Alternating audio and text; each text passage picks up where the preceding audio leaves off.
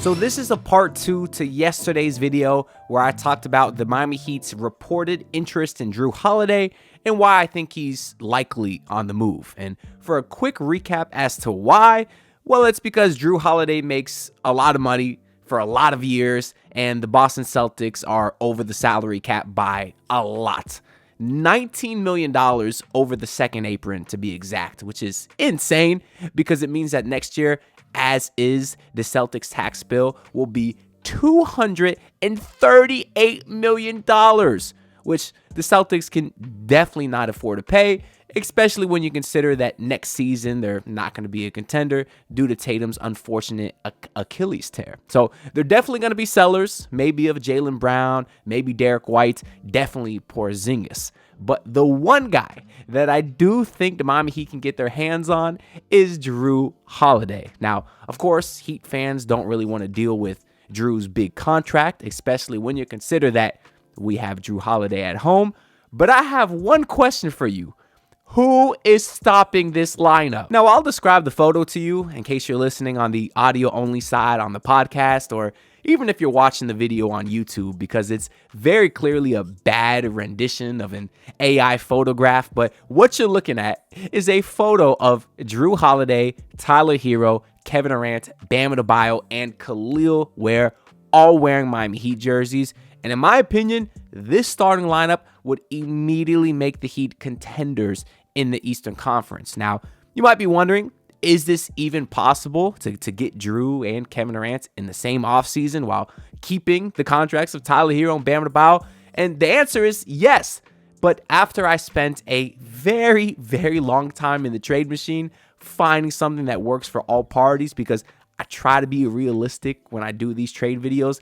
There's a lot of Heat fans out there, and not just Heat fans, I guess it's all NBA fans in general. They be saying, walk with me, and then proceed to show the most lopsided trade in NBA history, or second most lopsided trade, because we saw Luka go to the Lakers. But I try to be realistic. I try to look at every team and say, who says no? And in this trade, I legit don't think anybody would say no. Now, I will tell you before I show you the trade, the hardest thing about it was finding a way to get both the Celtics and Suns under the second apron, because they can't aggregate contracts as a second apron team. So, meaning they can't put more than one salary together in a trade unless they are under the second apron by the time the trade is completed. That's the tricky part. So, if you hear on any of these other podcasts or national media shows, you hear, oh, the Suns can't aggregate contracts, the Celtics can't. They can. They just have to be under the second apron by the time the trade is completed. That being said, I finally found something that works for every team, which I'll summarize at first, and then we'll kind of break it down. But this trade is the Miami Heat receiving Kevin Durant, Jrue Holiday, and Royce O'Neal. The Boston Celtics receive Duncan Robinson and a first-round pick from the Miami Heat. The Phoenix Suns receive Andrew Wiggins, Terry Rozier, Nikola Jovic, Kamehameha Jaquez Jr., and 2 first-round picks from the Miami Heat. And then the Detroit Pistons will be receiving Sam Hauser and Micic from the Phoenix Suns. And as to why this trade makes sense for all parties involved, well, let me break it down to you. I'm going to regret putting that in this video, aren't I? Anyways, let me actually break it down with you. We'll start with the hold on, stop the video. If I miss this shot, I'm asked. If I make it, you subscribe. Let's get it. Cash money, baby. Let's get it. Boston Celtics, because we'll save the Heat for last. They're going to be getting Duncan Robinson and the Warriors 2025 first-round pick, which, of course, the Miami Heat now own, and that's going to be 20th overall. Now, the Celtics' main goal with any trade this offseason is going to be getting under the apron, preferably both the first and second apron. And this trade allows them to do that. Now, at first glance, it shows them $2.5 million under the second apron, but $9.2 million over the first apron. However, of Duncan's $19.8 million that he's due next year, $10 million of it is not guaranteed. So he's set to make $19.8 million, but $10 million of it is not guaranteed. This is beneficial to Boston because they would be able to trade for Duncan Robinson and then waive him, meaning they would only owe him $9.8 million of his deal, which would mean they would be immediately shedding another $10 million off their salary cap. Doing so would put them $800,000 under the first apron. So to be able to go from $19 million over the second apron to under the first apron with one move is very beneficial to Boston.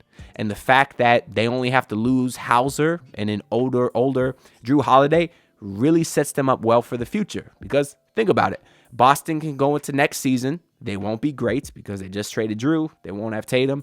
They won't be a super great team. They might be a playoff team, maybe not. But they won't be great. And they do fortunately own their 2026 first round pick. So they're okay not being great next season. Now, if this is the only move they make, they would still have Porzingis in this scenario, but he's an expiring deal, meaning that the following offseason, they would have another $30 million come off their books, which would allow them to be players in free agency in the summer of 2026, which is also good for them because Tatum would be returning the following regular season. So Jason Tatum will be returning at age 28, Jaylen Brown at age 30, Derek White at age 32, and boom, that's your core right there for the future with the cap space that they'll now have because they'll no longer have Holiday on the books or Porzingis, plus whoever they draft with their 2026 pick, which should be relatively high, and they can get a pretty good piece there.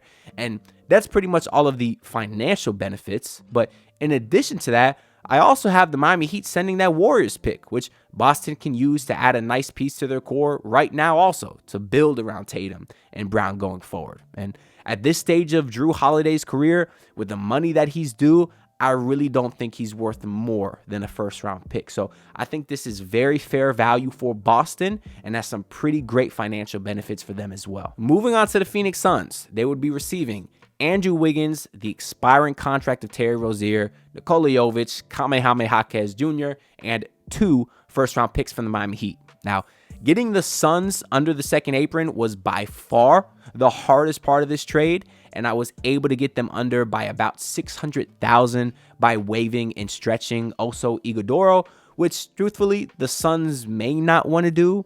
They spent the 40th overall pick on him last year, and he did play. He played 61 games as a rookie, about 17 minutes per game. So nothing super substantial. And he wasn't great either. Only averaged 4 points per game. So nothing crazy. But if the Suns really want to keep him, there is other avenues to get them under the apron. This is just the one way that I picked. Another way could be they don't have to accept Jaime Jaquez from the Heat. I'm just assuming they would rather Jaime instead of Oso, just because Jaime has been better in the league so far. And it's not like Oso is super young either. He's 1 year younger than Jaime Jaquez by the time next season starts. So I don't think either guy necessarily has more potential than the other. But Jaime Jaquez has been a better NBA player. He has more value because he was a former first-round pick. I'm just assuming that the Suns would rather have him. So, of course, the best assets that the Suns would be getting here is Jovic and the 2 first-round picks from the Miami Heat. I think Jovic could fit very well in their system. He can provide a secondary ball handler to Devin Booker, provide some spacing, can keep up the speed of that team. And I do think he has potential because he's a 6'10 big man with a shot and would handle. I think a lot of teams would be interested in Jovic. So I do think he has some pretty decent trade value. And then, of course, for a 36-year-old Kevin Durant on an expiring deal, I think getting a nice young player, maybe not superstar potential, but long-term starter potential in Nikola Jovic, I think getting that guy and 2 first-round picks for an older guy on an expiring deal, I do think that's tremendous value, but we've already talked about that a ton in our previous other several Kevin Durant videos. The Terry Rozier contract that they're going to be getting, it's not as bad as it looks just because it is expiring, meaning that next offseason, the Suns will be opening up another $26 million from their salary books. And then Andrew Wiggins, he has a couple more years left making $30 million. So not as long as the Bradley Beal contract. It's not as bad as that. It's not as much money as that. But there is a few years left on that deal. But fortunately, I still think Andrew Wiggins is a serviceable player. So if the Suns are trying to be relatively competitive now, get some other pieces around Booker, I do think Wiggins is a guy that could play for them right now because he's still a good complementary player to a guy like Booker because he's a good two-way player. Or maybe the Suns could play Wiggins the first half of the season and then flip him at the trade deadline for maybe a first-round pick, maybe a few seconds. It truthfully depends how he plays. But I don't think he's a negative contract at this point. Now, moving on to the Detroit Pistons, I have them taking on the contracts of Micic and Sam Hauser. I use the Pistons because they were the team with the lowest cap sheet last season, but I also think these contracts are nice for them. The Micic one is honestly kind of insignificant just because he has a team option. So the Pistons could immediately terminate that option right after trading for him. The reason the Suns have to move off of him is because they have to send out a certain amount of money because they are an above apron team. So the Suns couldn't just waive them themselves. But if the Pistons don't want Micic, they could cut him right away. Now, the other player that the Pistons are getting is Sam Hauser, who I think is actually a perfect fit for them as a shooter. I think he has a great value contract, making $10 million for the next 4 seasons, which is basically going to be nothing when that salary cap spikes in a few years. He's a career 42% three-point shooter, which is awesome. And he's only 27 years old, so he fits the Pistons' young timeline pretty well. Now, of course, the Pistons had a couple of shooters last year, one of them being Tim Hardaway Jr., who was an expiring deal, so he might be gone if they're not able to re-sign him. And he was okay last year. I mean, 37% from 3 in the regular season, only 31% in the playoffs, so he wasn't great. But he made $16 million last season. So if he's looking to re-sign with the Pistons, he might want something similar to that, which is already a lot more than what Sam Hauser is guaranteed. Plus, Tim Hardaway Jr. is already 33 years old, which is crazy to think he's already that old. I feel like he was just drafted yesterday, but he's already 33. So he doesn't fit the Pistons' young timeline as well as Sam Hauser. And also, just truthfully, I think Hauser is a better fit for that team. He's a much better off-ball player than Tim Hardaway, and I think that works really well in a Cade Cunningham system. Of course, the other shooter that the Pistons had last year was Malik Beasley, who was also an expiring deal. So same issue as Tim Hardaway. He might not be back. It's been widely publicized that Malik Beasley loves it in Detroit. He was great in the regular season, 42% from 3.